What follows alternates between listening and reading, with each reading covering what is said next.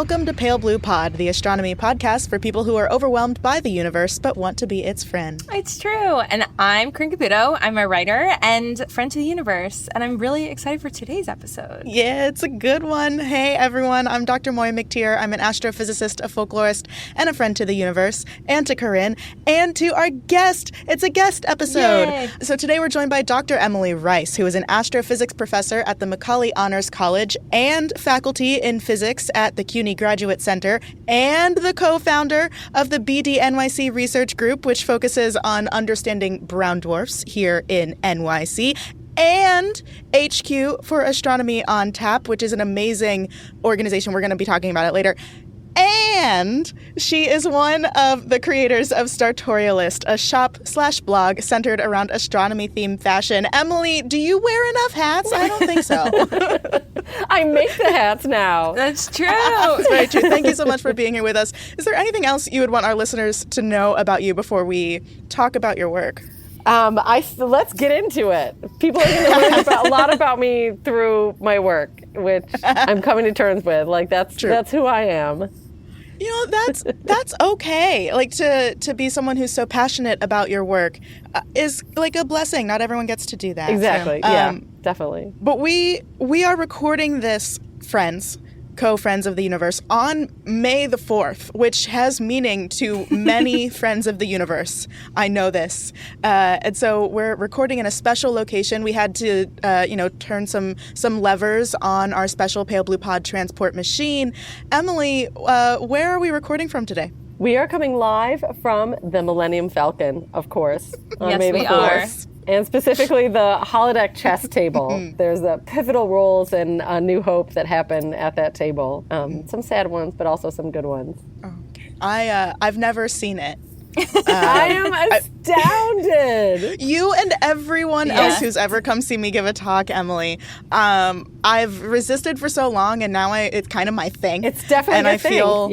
Yeah, I feel like something really spectacular has to happen for me to watch it, you know? So if we ever reach, like a cool Patreon milestone or something, like 1,000 patrons. Then you'll watch the whole... Yeah, everyone. So audience, if you want to know my thoughts. I would even tear it up or something like that. Like have more, because there's a lot of movies now. I'll admit that I haven't kept up with them. I haven't watched all of them. But I was definitely a big fan when I was younger, and then it kind of ran away from me. But I feel like it's also like, instead of asking somebody how old they are, that you can ask them like which Star Wars is your favorite, and that'll tell you something. Yes. Because mine was definitely like Return of the Jedi. Every generation, I feel like not every in the world, but like got their own like group of Star Wars content that that was their on-ramp into the universe.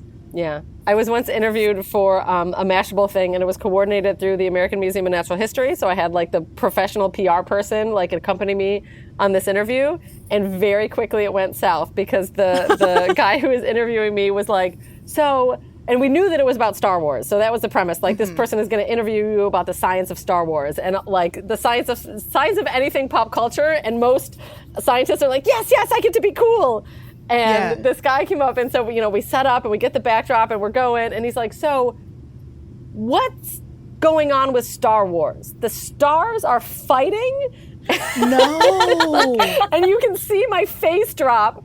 And it turned out that was the bit. Like, his bit in the interview was that he had never seen Star Wars. And I was in it when the final video came out. He had also gone to like a Jedi training thing in Midtown. Okay. And like, that was his goofy thing, is that he had never seen Star Wars. The PR person from AIM&H was so mad.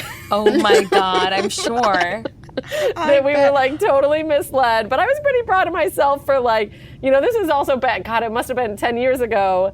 And so it was like kind of peak, Daily Show. And I was like, wow, I got. Like, it happened to me. Very fun. Yeah. Can happen to any of us.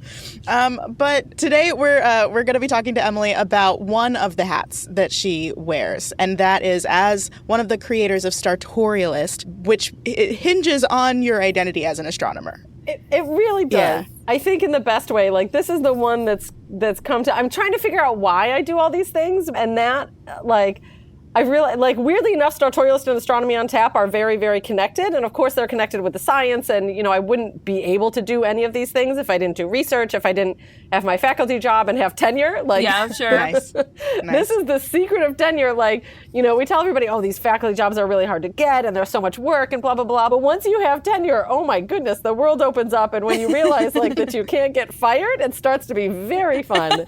But I realized that, like, I want to have fun again. And I think all of my projects are motivated by, like, making science fun. And Startorialist is one of those. And I never would have expected, like, I was not a very stylish person ever, or popular or outgoing in a way that you might expect somebody who's, like, interested in fashion to be. But there's something about, like, the self-expression that it enables, and the creativity, and the having scientists, like, not just ignore what they look like and how they dress, and have them really think about that and have them make it part of their, you know, kind of presentation and stuff like that, is just very, very fun and very rewarding. And also having, you know, doing it for scientists and for the general public, and having them be able to enjoy it in very similar ways, I think is very, very uniting, which is very fun. That's awesome. Can you tell us a bit more about how you got there? Like, how did you get into astro in the first place? Is it something you always wanted to do? No, that's the weird thing. I was always like a nerd. Like, I was always just good at school. And so I think it was like, what do I want to do? And I was always the best at math, like, just super duper nerd. But I didn't really know what I wanted to do. I started college, and the first semester of college, I signed up for the math class that I needed to take because I thought I was going to major in math. But then I also signed up for an astronomy class, weirdly, because I had started to learn about, like, the applications of math and physics into astronomy through my math class, weirdly enough. And in the math class, I was bored out of my mind. It was like, if you've taken any college math, it was past calculus, it was intro to real analysis, which is like when you go back and do the proofs and stuff like that. No, thank you. So it's back to basics, it's the proofs, and, like, some people really, really love that, and I was like, get me out of here. But the astronomy class was the exact opposite. Like, it met, I remember so little from college, but I do remember this class met Monday, Wednesday, Friday, 3 to 3:50. But the professor had no idea what time it was. He would just start talking and then keep talking. And as we would ask questions, he would just continue talking, and the clock would keep on ticking. And especially at the end of class, like way after it was over, we were still sitting there listening to him talk and explain things. And it was funny because we would, like, kind of slowly sneak out the door. It was like one of these classes, it was in a big lecture hall, but there wasn't that many students. And so we felt really self-conscious about leaving. Yeah, you had no cover. 15 minutes after the class was over. And so then we'd show up the next day and be like, how late did you stay? How late did you stay? Wow. And whoever asked the question that he was, like, rambling on about, like, couldn't leave. Right. Mm-hmm. It was You're trapped the there. best time. Yeah. And then I was like, what do I have to do? Like, this is great. What do I have to do to take more of these classes? There wasn't that many more where I went to college, but it was like, okay, you major in physics, and then you can take the astro classes. And I was like, great, I don't hate physics yet. Yeah. But that's why I really do feel like I love physics now, but that's also taken me a while to come back to. And then the rest of it was just, like, not losing interest, basically. Like, I never said to myself, oh, I want to be an astronomer, or I want to be a scientist, or I want to be a professor, or anything like that. Partially because I had no idea what those jobs were, and then by the time I realized what those jobs were, I was like, oh, but everybody says it's really hard, and very few people are able to do it, and so I can't do that. I'm not going to say that I'm going to do it and then fail, God forbid. But I just kept doing it, like, one foot in front of the other, and, like, also following the things that I liked. Like, I went to graduate school, and then when I was choosing postdocs, I chose the postdoc at the American Museum of Natural History because I was like, cool.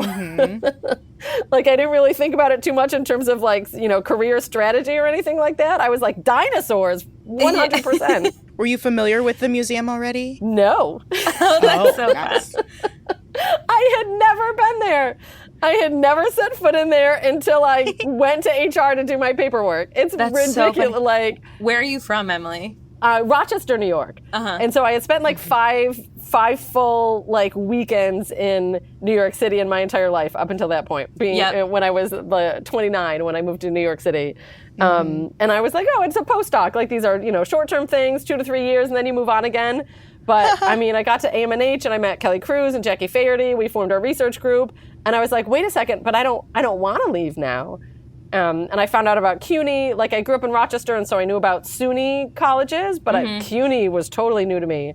And so then I started applying to the permanent jobs, and very, very luckily I found my job. So I'm at the Macaulay Honors College of CUNY now, and before that I was at the College of Staten Island. That was where my first CUNY job was. That's where I'm from. Oh, really? You're from Staten Island? Awesome. Yeah. I went to Hunter College. So awesome. I was super familiar with CUNY growing up. Yeah. But it is, I mean, I have mixed feelings about school, but it was a great, like, accessible form of college that I wish every city and person had equal access to. It is an amazing system. It's just, like, way more affordable than a private college. Yes. Yeah, I was wondering if it had deals where if you're from the city, you get to go for... Yeah, the in-state tuition is an in-city tuition. And then Macaulay is free. Yes. That's the wonderful thing. So the Macaulay Honors College, like, there's 8 colleges of CUNY that have Macaulay Honors programs. And so Macaulay is its own college, but you kind of, the students partner with other colleges. It's complex in a way that only CUNY can be complex. It's amazing. But when students are accepted into Macaulay at one of the 8 colleges, it's tuition free. And so that's wonderful. Yeah. Even among honors colleges, I think it's very unique. Yeah. Nice. Yeah. So you mentioned the 2 other researchers that you started BDNYC with, Jackie Faherty and Kelly Cruz. Are you still doing research with BDNYC? Not too much recently, actually, which is a little bit hard to come to terms with, especially when I, like, call myself a scientist. I'm like, oh, can I really call myself a scientist if I'm not doing that much research anymore? But I have to remind myself that, like, it's just right now that I'm not doing any research. You know, I could go back to it again if I wanted to. And also, one of the things that I'm trying to do with Astronomy on Tap and with STARtorialist is really expand our definition of science. Because it's, you know, not just research is a science. And so sometimes I give talks and I have this image of this beautiful rainbow umbrella and all of these different words underneath it that are also things that scientists do. So writing, mentoring, project management, programming, instrumentation, like all of these other things that need to happen for science to be done. Like, you can focus and specialize in a lot of those other things that, you know, aren't quite stereotypical research and still be a scientist. And so I'm trying to internalize that and kind of spread the word at the same time. But weirdly, like, I never would have put, you know, fashion or business in those. But I'm doing that now with STARtorialist, which is really, really fun. Yeah. I relate to that so hard, and I appreciate it because as a science communicator who's not doing research these days, I feel weird calling myself a scientist, but I have expanded my own definition to be people who think scientifically and approach problems in, like, a rigorous way and will do their literature reviews online. Yeah, it's definitely, and it takes all of us. And it really, really, like, it benefits all of us for all of us to have this much more open-minded view of what science is. But you are doing amazing work with Astronomy on Tap and STARtorialist. So, I love the stuff I'm doing now. Like, that's still, you know, kind of the thread through my career is that, like, I do what I like. And it kind of ebbs and flows of, like, how much stuff I do that I don't like, you know, that I feel like I have to do. It's like, okay, well, you know, I had to take the rest of the physics in order to keep taking the astro classes. Like, okay, I had to do research, publish papers, apply to grants and things like that in order to get a faculty job, in order to get tenure. But now that I have tenure, like, I can do the things that I like to do again with, like, a ridiculous amount of freedom. And so I'm trying to embrace that and really make the most of it. Like, we only get one life. Yeah. And we want, like, our scientists, educators, just people to be actually excited about the field and not burnt out the way that we so often are. Yeah. That's a good point. I think I really got burned out on research. And I also, like, I don't want to blame my kids or the pandemic, but, like, I also had 2 little kids at the beginning of the pandemic. Yeah. It's hard. That is its own experience entirely that's going to inform how much you like doing anything. Yeah.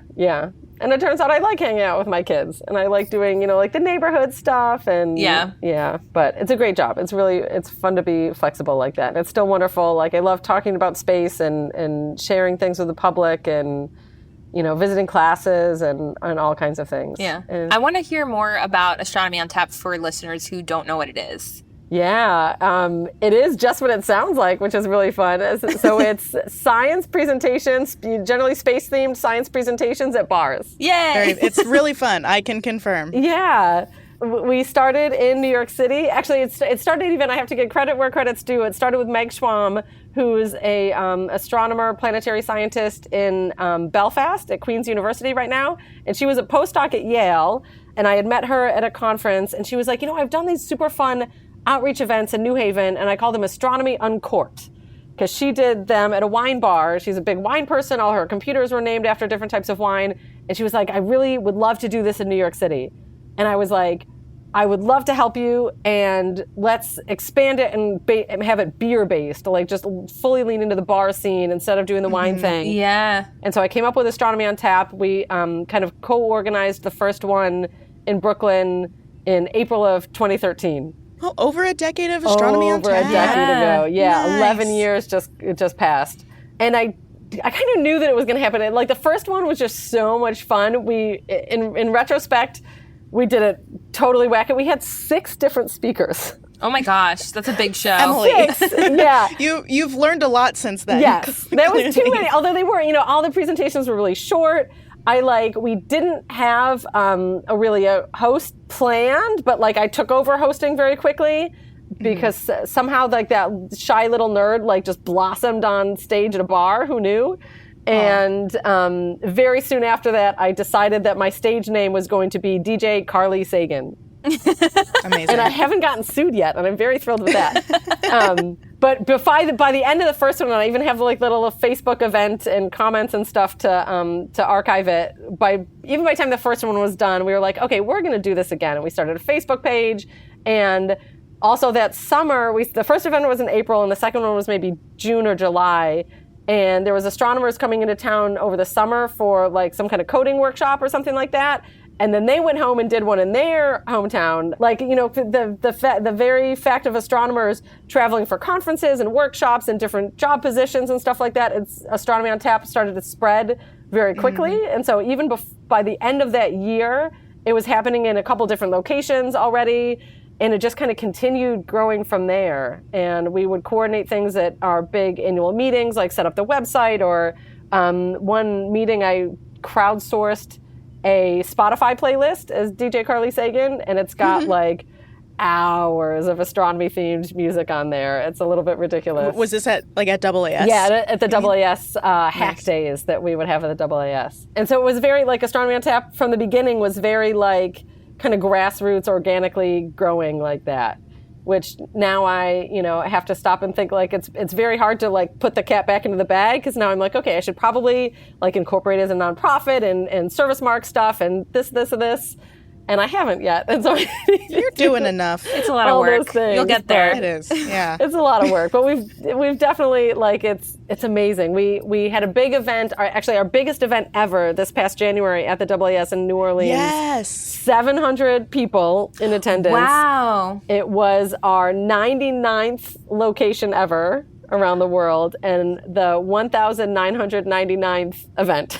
Wow, that's so fun. We came so close to having it be these nice even numbers, and it was exactly not. It was That's kind of perfect, though. Yeah, it was party like it's 1999. It was very fun. That's perfect. And since then, it keeps going, and we had our pandemic slump, but a lot of things moved online, and so people got better at kind of live streaming and things like that. There's a lot of things that we've learned from Astronomy on Tap, which I think has been really, really fun. The very first talk I gave in New York was an Astronomy on Tap talk before I even started class. Oh, awesome! For grad school, yeah. That's so fun. I owe a lot to Astronomy on Tap. Yay! That's what they're fun. Even more, they're great for the public. Who doesn't want to learn about space in bars? And that was but the secret sauce is that it's for astronomers too. To make us better communicators and to help us network and to help us learn from one another. Yeah. Because a colloquium is one thing, you sit there and you pay attention for 55 minutes or, try to sneak into the back and fall asleep or something like that so you can get the snacks afterwards.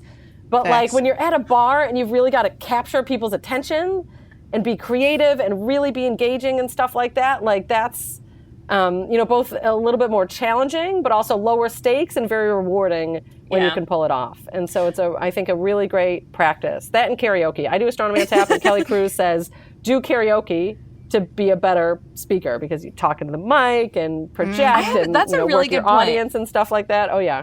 I avoid karaoke at all costs. I'm not Professional development. That's surprising. I really don't like singing in front of people. Okay. But I was going to say, I used to use Astronomy on Tap's website, like event pages, to like find new scientists for astronaut training, because I'm like so disconnected from the like astro community, but it was so great to find like new people. And like I would always ask like the people who participated, like Emily, you introduced me I think to Summer, who you founded STARtorialist with, who I later used in another astronaut training show, but I needed to like get more people to like keep the show going. So Astronomy on Tap was a huge resource for me. Yay! That is such a good point. I honestly hadn't thought of that before, and thank you, because that is one of the thankless jobs that I do for Astronomy on Tap, is try to keep the website updated. I have to say, was so grateful for the amount of information I had. It's very fun to go to see like who actually we've started to get a lot better at the stats. I want to shout out to Jeffrey Silverman, who co-founded Astronomy on Tap Austin and is now a data scientist, but he's come back into the fold and helped me kind of like do the data science for the Astronomy on Tap website, like keep track of all the events and then parse it out to, how many we've had and the different locations and days of the week and stuff like that. But what we haven't gotten to is as fine-grained as the presenters, but it would be really fun to figure out like who's done the most. Oh, sure. Because we also we double dip. I've presented at a bunch of different places. I give like the same talk every time, but a bunch of people have done different talks in different places or like moved between locations and things like that. It's a really fun, really like complicated web that we weave with this. That's great. Corinne brought up Summer and STARtorialist, so I think maybe it's time to start talking about how that came about. Like, where did the idea for STARtorialist come from? Yeah, both me and Summer, like great minds think alike. She was in New York City when I moved to New York City. She was director of public outreach for Columbia Astro, and they had great the public observing nights and things like that. And we found ourselves kind of overlapping in the outreach space, and we were both also into wearing like the spacey themed clothes. And so we would meet at parties at AIM&H or whatever and say, "Oh, where did you get that? Where did you get that?" And we were like, there's so much of this stuff out there. And this was also over 10 years ago. It kind of started with galaxy leggings, maybe, but like we had the eye to say, okay, this is a real image, this one is not. And we also, New York City budgets, New York City closets, we were like, this would be great if we could externalize it so that it wasn't, we didn't have to feel like we needed to buy everything. We would put it on a blog because that's what you did 10 years ago. And so we actually sat down at the Hungarian pastry shop by Columbia. Oh, the memories. I know that. Even I know that one. So many great things, I bet, have started there. And STARtorialist is one of them. And we sat down and we were like, okay, what have we found? And it was things like ModCloth and, even Target, Macy's, Etsy stuff, different black milk clothing was one of the original Galaxy leggings. And this was in the summer before, and then we were like, okay, we need a name. And we had like a full page in the Google Doc of all these science fashion puns. And all of them like didn't quite sit right. And we were like, what do we do? Like, this one's too gendered, this one's too weird, this one's too Latin, like all kinds of, Fashion Nova. I think we picked Fashion Nova before Fashion Nova became a thing, but luckily we didn't do that. And then Summer was sharing an office with Josh Peak, who was a postdoc at Columbia at the time. Moiya, you probably didn't overlap with him. We didn't overlap, no. He's a scientist, astronomer at Space Telescope Science Institute now. But he was sitting back to back in the office with Summer. And this is the way she tells me the story, that he just turned around to her one day and goes, STARtorialist. Because there was the street photographer, STARtorialist. Yep. Mm-hmm. And she texted me, and I still have the DMs, like screenshots of the DMs from Twitter.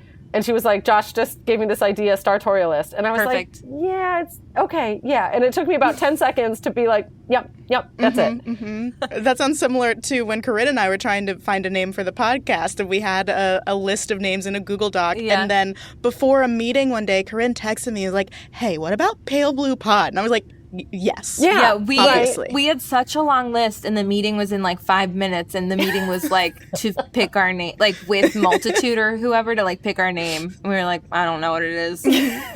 I remember I was getting out of the car and like trying to get into my house, and it's like, oh, here it is. Yeah. Sometimes you need that pressure. Yeah. Like Yes. it's the observation to collapse the wave function. Exactly. I say sometimes. Like that's That was such a nerdy way to put it. That was great. you're only laughing because you know the quantum mechanics. Yeah. But it works. It totally works. Like, yeah, I see you. Now we're done.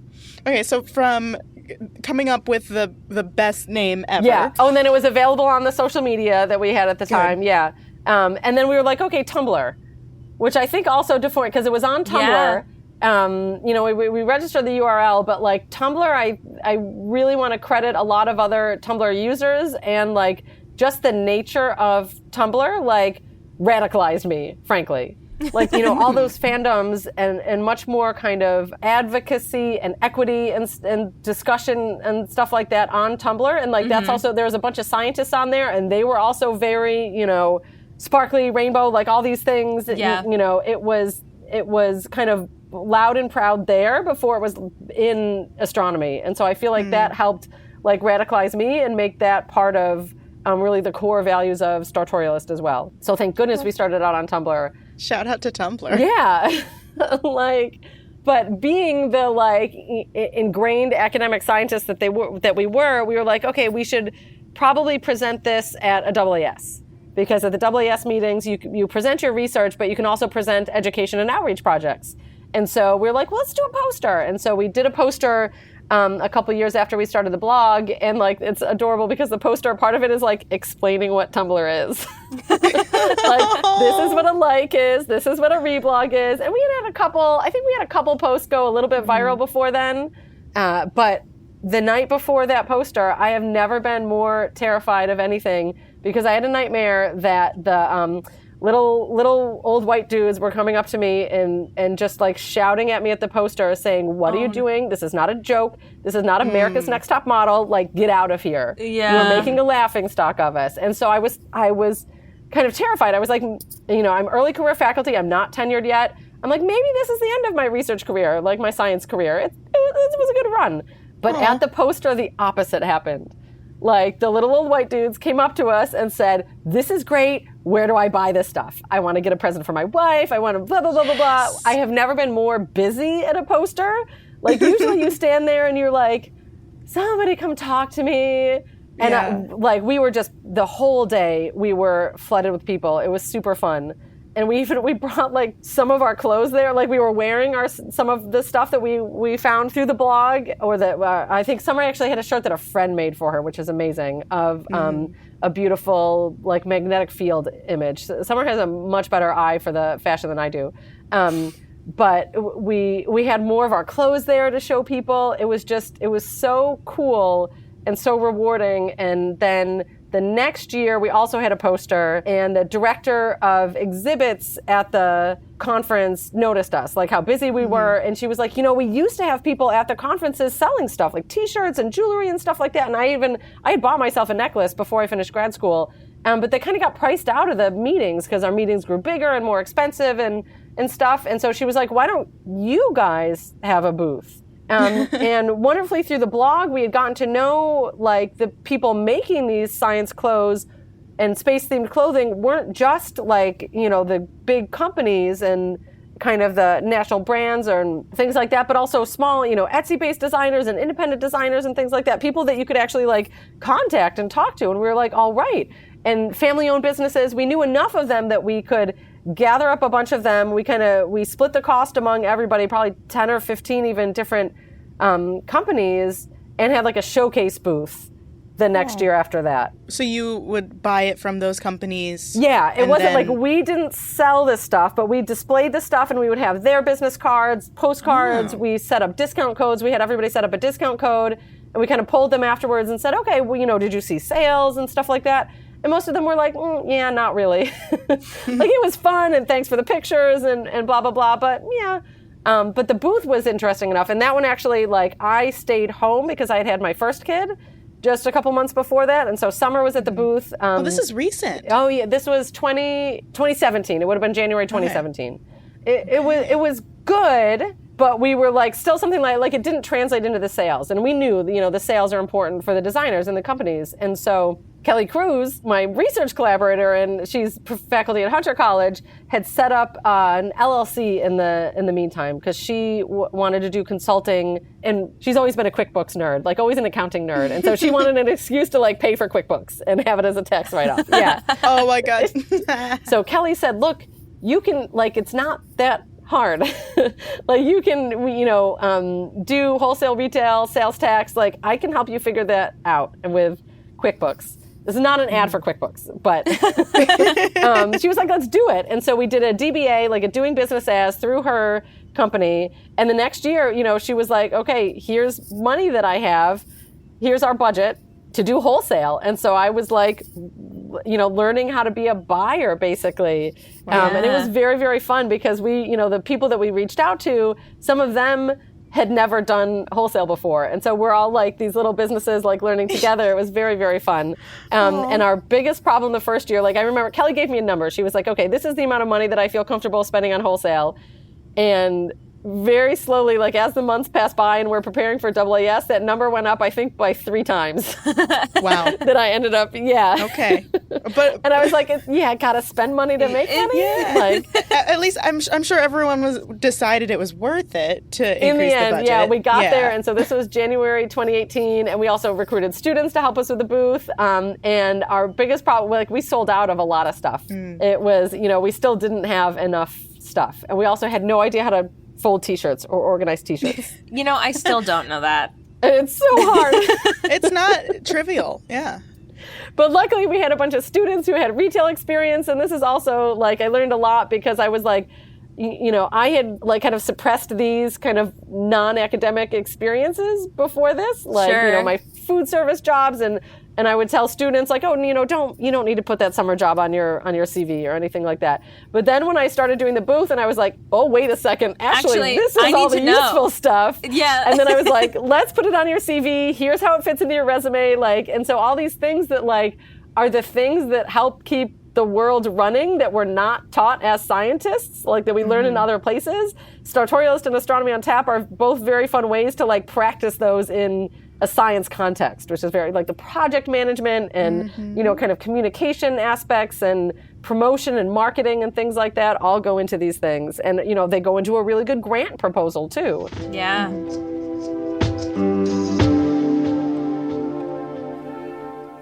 Hi friends, Dr. Moiya here. I actually am the one leaving our recording spot. I'm going to go get us some drinks from the Millennium Falcon recreational area, and then I'm going to bring them back to Corinne and Emily. But I figured now would be a good time to thank the patrons who very graciously support Pale Blue Pod every single month with their financial money. Thank you as always to our sun-like stars, Lissa, Scott Reynolds, Ian O'Leary, Augustin, and Tom T. You're golden, you have perfect gravity, and I love you all. If you aren't a member of our Patreon, you can join and you can become a member of this awesome club. You can support us, you can hear your name on the show, and make it to our patron star chart, all by supporting us for just about $1 per episode on Patreon. We even offer an annual membership, so if you sign up for a whole year up front, you end up getting a 13% discount across the entire year. That's 1 percentage point for every constellation along the ecliptic, which is the path that the sun appears to take in the sky. You can find that star chart, our Patreon info, and more at our website, palebluepod.com, or go right to patreon.com/palebluepod. And if you can't support us financially, that's totally fine. You're still space, and we love you very much. You can support us in other ways. You can review and rate the show on whatever app you prefer to use, and you can share the show with your friends. Physically take a link to an episode and send it to someone who you think would love it, and we will love you. I have a podcast recommendation for you. It's another show in the Multitude Collective, and it's an exciting one because it's a show that has all of the Multitude hosts on it. If you wish you had more Multitude shows to catch up on, we have good news for you. Members of the Multi-Crew get a whole RSS feed full of bonus audio, including Multitude's newest show, the Multi-Crew Review. Every month, Julia of Spirits and Join the Party sits down with one of the other members of Multitude to talk about something that they love that they think you'll love too. From video games to albums to activities like gardening, the members of Multitude show their passion and love with the hope that they can introduce you to something that you'll love too. I was on an episode to talk about my love of Love Island. Maybe you'll be surprised to know that I really enjoy reality dating shows. I enjoyed talking with Julie about this, and I think you would enjoy listening to episodes of the Multi-Crew Review. Along with Head, Heart, Gut, Multi-Crew Review is exclusively for members of the Multi-Crew, which is Multitude's membership program that supports all the things we do here. Get Multi-Crew Review and Head, Heart, Gut, our amazing debate show, as well as other audio exclusives by going to multicrew.club or the link in this episode's description to sign up today. All right, I have my drinks in hand. I'm going to go back and meet up with Corinne and Emily. So that was 2018, and we would just do kind of the pop-up shops at the conferences. And we started out doing them at conferences that we were going to already, like for our science. But then it became so popular that we were branching out and going to other conferences that we wouldn't normally have gone to. We only went for the booth. And so those were the Division of Planetary Science conferences at, also part of AAS, but a smaller, more focused one. But that was also partially because it was in Knoxville and I really wanted to go because I'm a huge Simpsons fan.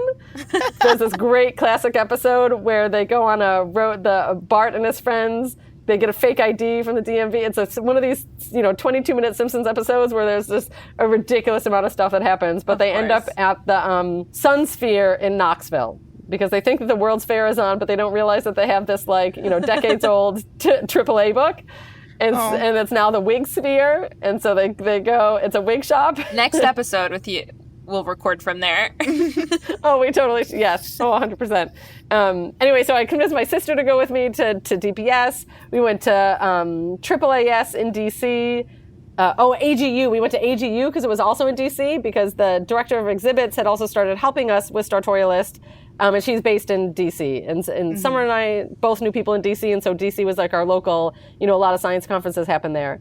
But I was about 8 3/4 months pregnant going to this conference in DC, and I was like, that's fine, don't worry about it. Did you tell your doctor? No, I didn't tell my doctor, it's fine. And they don't need to know yet. No.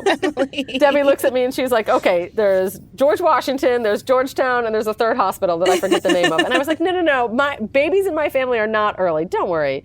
And luckily, my family was there. Like, my husband and my first kid were with us in DC anyway. Like, they were staying with my sister outside of DC. And so we set up the booth, we do the happy hour. Summer and I go back to the hotel. We had separate dinner plans. We go back to the hotel that we're staying at to do the conference the next day. And I'm in bed and I have this awful cold. And I said, Summer, I'm going to get up and blow my nose a lot. I'm going to go to the bathroom a lot because I'm so pregnant. Don't worry about me. Sorry if I keep you up. And then I get up and go to the bathroom. I lay back in bed, and my water breaks. And no. Summer! Oh, no. This is the life of a woman in STEM. Yeah, exactly. And so I have this great picture from the STARtorialist booth at AAAS, which is the last picture of me pregnant, with Summer, because I literally had my second baby the next morning. That's so and funny. I still not at the conference, thank goodness my water didn't break at the booth, but sure. A few hours later. Wow. Yeah. So that was 2019. We had made 2019 the year of our online shop because when we did AGU, and AGU is not my science, but it's a huge conference. And we had our little banner with our URL on it that went to the blog. But so many people saw the URL and were like, oh, you must have an online shop. And I was like, no, actually, we're scientists. We don't know what we're doing. Oh, my God. Okay. Maybe good thinking, though, because 2020 is around the corner. Yeah, exactly. So 2019, I had my second kid. I ended up getting a job offer, switching jobs, moving, getting ready to move into Manhattan from Staten Island. Summer got her dream job offer, so she moves from New York City to Socorro, New Mexico to work for NRAO. And so 2019, kind of flies by without setting up the online shop. But we did incorporate by the end of the year, so we did have that in place. And then 2020 happens. Yeah, I move into Manhattan from a 3-bedroom house to a 2-bedroom apartment. Yeah. I'm about to start my new job. It was just, but the silver lining of that was that Debbie, who was the exhibits manager, and so she used to travel ahead of the conferences to go to the conference centers, map things out, get things ready, for conferences in the future, wasn't traveling anymore. Yeah. And so one day she's like, hey guys, I made this for you. And the online shop was basically done. And so we, like all spring, we kind of worked and set it up that summer when we had our first virtual conference too. And so that's coming up on 4 years now that we've had the online shop. And that's also been a roller coaster. But it's been wonderful. Like, it's interesting because it also like parallels me, like my research productivity went down, but my focus on the online shop went up, and they really scratch a lot of the same itches. Like, an online shop is basically a database. Sure, yeah. And like trying to do marketing and promotion and things like that, it's basically like data science, like trying to figure out, okay, like what do people want? Why is this thing? When are we going to sell this? Like, what are the trends? You know, trying to make predictions of things in the future. You know, with marketing, really classically, you can do A/B testing and things like that. Like, there's so much more research skills that I use in the online shop than I ever would have predicted. Yeah, That's totally. not surprising. But it's also pretty. I get to make stuff. Yeah, I wanted to hear more like what is in the shop, and like, is there anything you've been totally surprised by people loving or not loving? Or I feel like I see TikToks all the time of like small business owners who are like, I thought this was going to sell so well and like be my best selling product, and it wasn't. And I didn't really like this item, but everyone else does. Yeah. I'll focus on the good ones. Like I have kind of two of my favorite ones. One of them is when there was the Mars rover landed with a helicopter, and we all watched it land because there was also nothing. You know, it was like February 2021 that it landed, and so not much better to do than watch it land. And the parachute opens up, right, and everybody saw like this weird red and white pattern. And everybody was like, well, there's something in there, right? Like, you know, people at JPL, like, don't just, you know, throw things at a dartboard or anything like that. And within a couple of days, this kid in France and his dad had figured out the pattern. Like, everybody was very quickly like, oh, it's Morse code or something like that. Turned out that it was binary, and it was encoded to say dare mighty things in the rings of the red and the white panels of the parachute, and then the numbers for the latitude and longitude of JPL around the edge of it. And in the meantime, about a month later, this woman named Erin Winnick, she's now a science communicator, and we had gotten to know her when she was an undergrad engineering major because she had her own business making 3D printed jewelry. Oh, cool. And so we put her on the blog, we wholesaled from her, and then when she actually closed her business when she graduated college, as you do. And so we actually bought her business from her. And so we had a bunch of her IP, but we were still on friendly terms. And she posted about a month after the landing, she had mocked up the skirt, the parachute design, and turned it into a skirt. And using like this made-to-order print-on-demand company, and she put it on TikTok, and she tagged us when she put it on Twitter. Thank God, because I was not on TikTok at the time. She does great TikTok. She's amazing. And it started to go viral. And so here I am, you know, like watching this tweet that we're tagged in go viral. And I was like, Erin, did you make that? Like, you made that how I think you made it, right? Can we put it in the shop? And she was like, and she emailed, you know, we basically in about 45 minutes, she emailed me the file, and I kind of recreated it on our account. And we tweak things. Is this right? She told me the story of it. Her and her husband had kind of made it together. And was it later that night? Yeah, I think within about 90 minutes, we had it up and running on the shop. And so she did another, you know, tagged us, another retweet, and said, okay, now it's available through STARtorialist. And my phone did not stop binging all night. That's so cool. Like, yeah, and little did I know after the fact that like that's far and away our best-selling product. Yeah. You know, I have this beautiful gallery of people wearing it. It's, you know, I tried to design my own thing. Like, I made a T-shirt with the code on it and stuff like that. But something about that skirt, like, man, that's such a fun interpretation of what it actually is. Yeah, I love that. A friend of mine made an umbrella out of it as well. Yeah, and that's was, good. Like, so that's Daniel from Science Socks. He had made socks before that. We had the socks at the booth and things, but he made an umbrella out of it, and that was also perfect. And so, you know, these, I love it that these random things that engineers at JPL do have like created so many opportunities for so many of these small businesses. It's like super duper fun. Yeah. Are those designs copyrightable? Nope.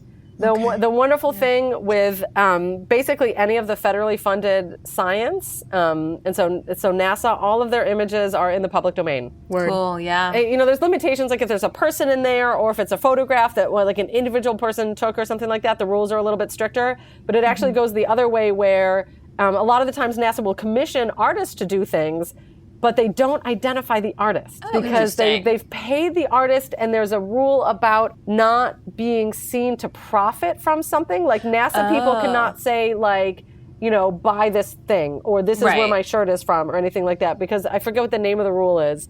And so it actually goes so far as to like, if I want to find out who made this NASA thing that I'm putting on, like I can take it. Yeah, it's actually hard to find the scientist or the artist who made it. But that's the beautiful thing about NASA being paid with taxpayer dollars. It's like we've paid for it once, and so now it's out there. And really anybody can do anything with the NASA stuff, and it's very, very fun. And a lot of people have, I don't want to say taken advantage of it, but like, made the most out of it. And NASA, I don't know if they could do more. I would love to know how because they do have their own gift shop. They have kind of commissary-like gift shops at all of the NASA centers. But NASA is surprisingly, they can do better at a lot of things. Yeah, it does feel like a chance to like.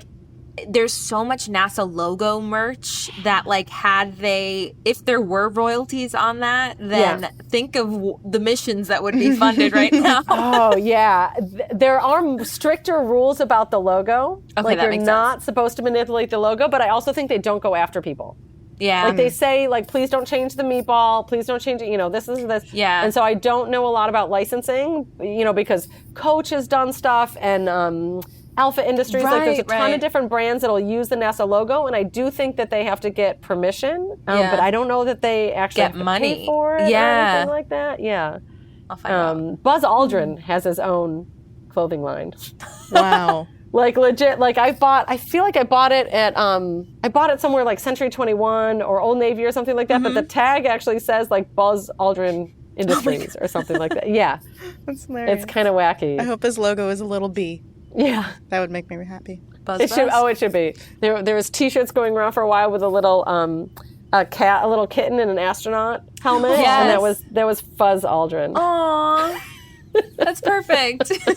I love the internet sometimes. Buzz Aldrin, actually, one of his things was a NASA logo with Mars instead of the blue, and it was "Get Your Ass to Mars," because he was one of the original, kind of like, go to Mars, it's a one-way trip, but we need to do it. Yeah, yeah.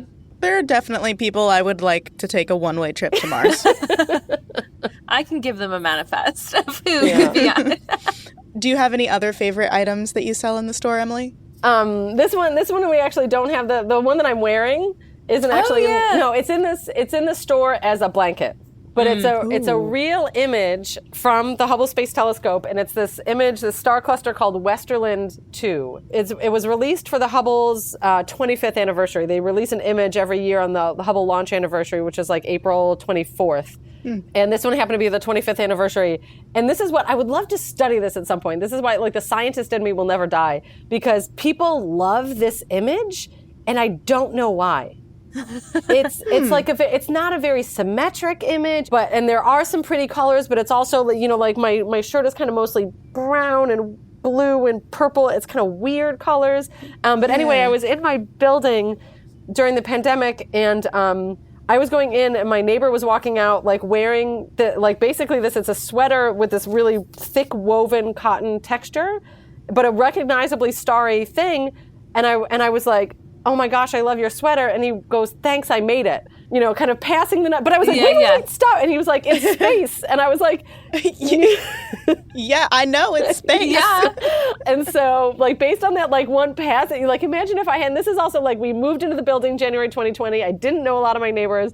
If I had missed this kid, what would I have done? And it turned out that he was making, like, his own kind of streetwear style clothing. And he just, like, he had anime styles and kind of floral styles and stuff, and he just picked like one space image, and this was it. And so I bought this sweater from him, and then I was like, I don't want to do sweaters for the shop. Like, I had to think about, like, what are the scientists going to wear? Because the astronomers were like our still our biggest audience. And so we had him make infinity scarves, like these big, thick, and those ended up selling pretty well. Like, not hugely, because we kind of had a limit of how many we had. But it was also super fun to, like, go downstairs and pick them up from my downstairs neighbor.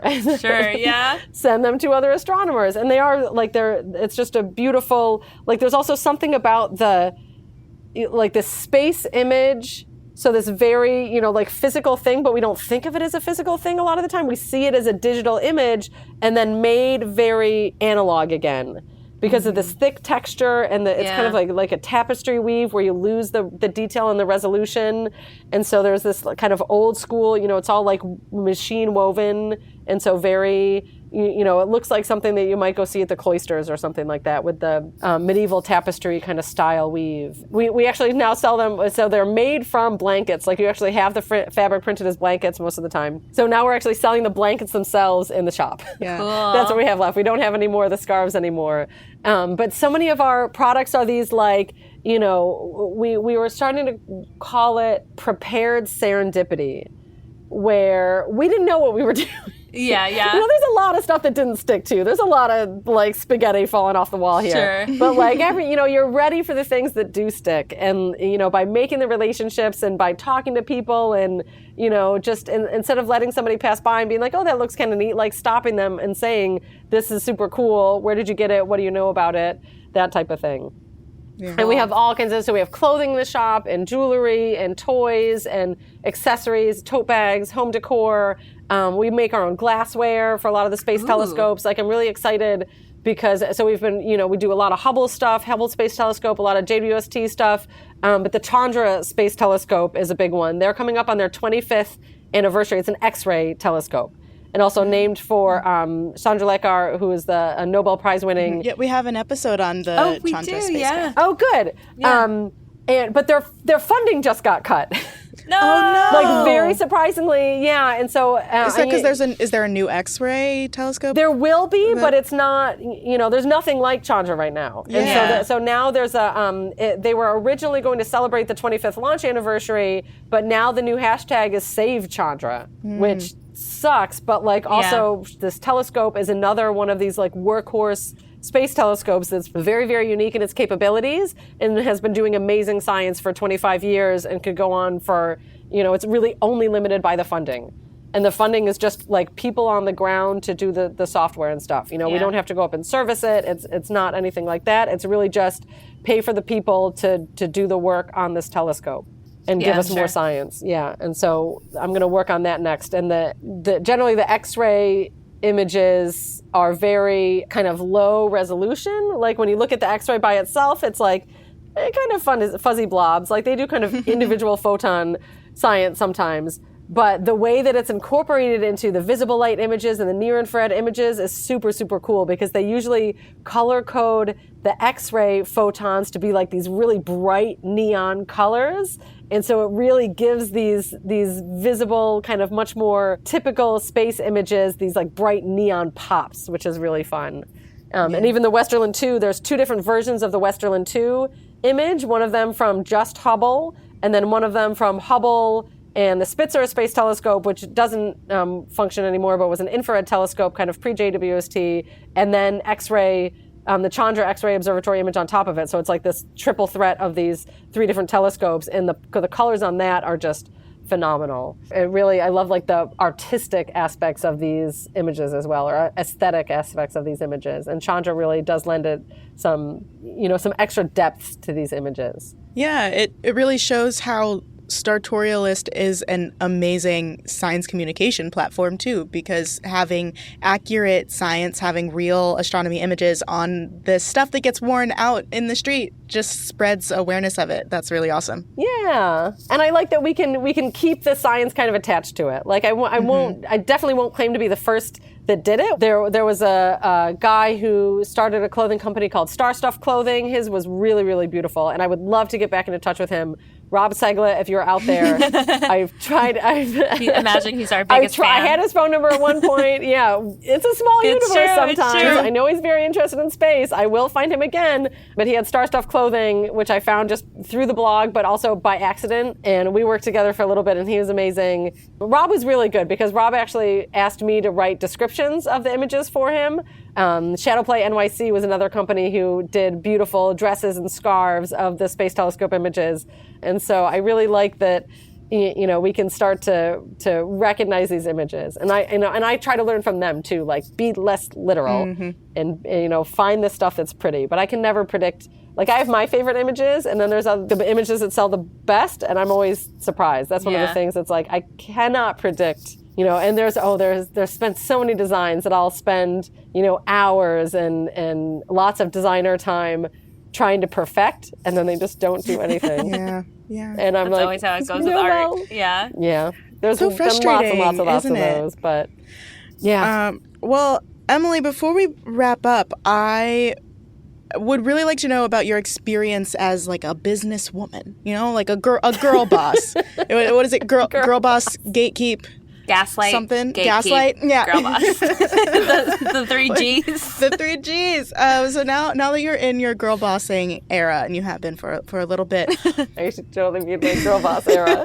What's your favorite thing about running Startorialist? Wow, that's such a great question that I don't like. I like a lot of the little things. I like a lot of the kind of the day-to-day stuff, and I like those, when I can put 2 and 2 together, like when somebody says, oh, I want this, and I say, I know the perfect person to make it, or, something like that. Like when the opportunity arises, we used to call it target of opportunity observing. Like when the gamma ray burst goes off and I'm at the telescope and I know nothing about gamma ray bursts, but I know I need they need a spectrum or something like that. And then we do it, being able to make those things happen. And so it's almost like a lot of the drudgery that goes into keeping it going day to day is like, it all pays off when something like that happens. Yeah. But also like, I haven't fully owned my girl boss era. I feel like I have my little, I have a pin up here. There's another astronomer who does a podcast called Astronomer and she made buttons, and it was Astronomer and then a blank spot. And I put on mine CEO. Yeah. Like right after we incorporated, because I was. Yeah. Or I am. I'm not a very good one, but I'm trying to get better, and I'm just trying to learn. And I think the skills are very interesting. And like, but I feel like by struggling through that and then owning it, hopefully eventually I can help other people say like, yeah, I can do that too. Like I can be a professor, I can be a CEO. I don't have to be the best ones, but I can do what I want to do because of it. And like kind of having that label, even if it's just a label, like it does give you a certain kind of power that you can step into and like make things happen. Yeah. I love it when I work with new designers and I'm like, okay, I'm getting this stuff for the shop. We're going to put in here. Okay, but one problem, we got to double the price because people will pay more for this, and you're not, valuing your time and your skills and your expertise enough. Nice. Yeah. And also, listening to my own advice for that as well has been hard to do. Mm-hmm. Yeah. But I think you admitting you don't know everything yet, but you're trying is what makes a good CEO. Whether or not you've got like 40 years of experience in an enterprise company in front of you. So as long as it's low stakes like this, other CEO, if you're a healthcare company or maybe, if you're building bridges or something like that, you should know but I can mess around a little bit. Yeah. But I think you also know what you're doing because Startorialist is doing well. And, you're making deals with other companies. Yeah.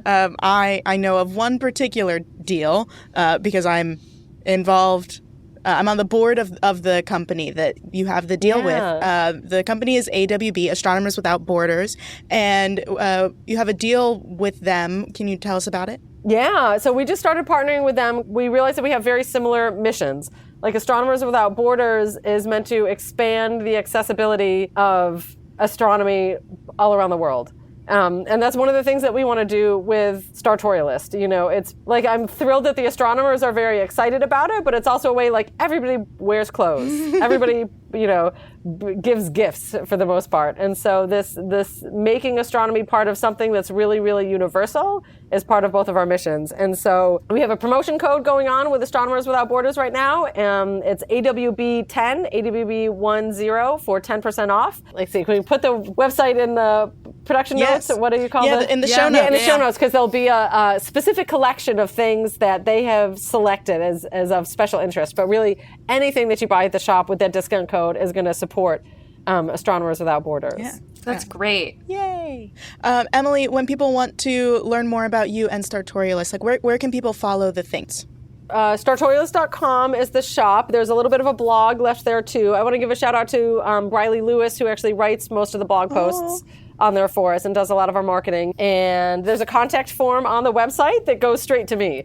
And so it might seem like, it's one of these like website contact forms that goes into the ether, but it actually goes straight to my email. And so you will find me through there. Nice. But I'll send you my about.me that has all of my links on it. And then I'm relatively easily Googleable. Emily Rice at CUNY or Emily Rice from Macaulay. I have my little faculty website there. Okay. But STARtorialist is one of my favorites. Yay. Okay, great. Well, thank you, Emily, so much. I don't know about the rest of you, but I'm starving, and I'm hoping the Millennium Falcon has food for us. So excited to go find it. And see what form it's in. Yes. Hopefully it's not bugs or something. But anyway, listeners, wherever you are, remember you are space. And you can wear space, too. Thank you, Emily, for that.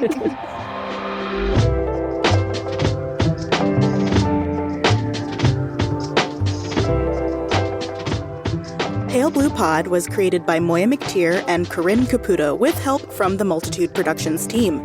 Our theme music is by Evan Johnston, and our cover art is by Shay McMullen. Our audio editing is handled by the incomparable Misha Stanton. Stay in touch with us and the universe by following @PaleBluePod on Twitter and Instagram, or check out our website, palebluepod.com. We're a member of Multitude, an independent podcast collective and production studio. If you like Pale Blue Pod, you will love the other shows that live on our website at multitude.productions. If you want to support Pale Blue Pod financially, join our community over at patreon.com/palebluepod. For just about $1 per episode, you get a shout out on one of our shows and access to director's commentary for each episode. The very best way, though, to help Pale Blue Pod grow is to share it with your friends. So send this episode, this link, to one person who you think will like it, and we will appreciate you for forever. Thanks for listening to Pale Blue Pod. You'll hear us again next week. Bye.